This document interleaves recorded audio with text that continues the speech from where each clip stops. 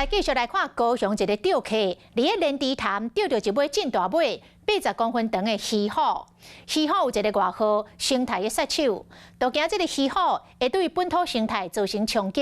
农业局已经请管理单位加强管理，防止鱼虎来生团。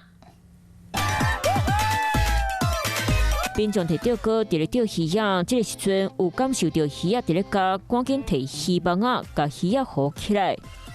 感觉像钓到泰国鲤或者是类似琵琶鼠这种，也没什么力道啦。可是几秒钟过后，它开始发力的时候，往外冲的时候，就觉得不一样哦。大概僵持了大概10几分钟有啦。细林的钓客顶个月28号伫咧高雄莲池潭参加钓鱼仔社团举办的小型比赛，想到钓到这一尾80公分长、80.2公斤重鱼仔，真足甲看，竟然是生态杀手鱼虎。90公分以上的很多啦。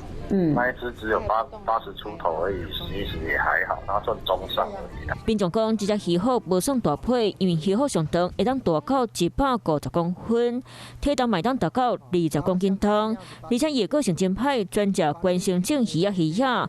虽然某民众烦恼会整做生态危机，尤其最近是莲池潭头一摆看到鱼虎，蛮担心就是莲池潭的生态，因为它都这么大了，也不知道说就是莲池潭的底下到底还有多少只？你大概你这定看到？有啦，等下放4月开始就有了，也就陆陆续续也人也钓到外来种，对啊。那会不会担心这种鱼的影响？多多少少。鱼虎即马佫出现伫咧莲池潭，农业局回应，鱼虎对本土生物会造成影响。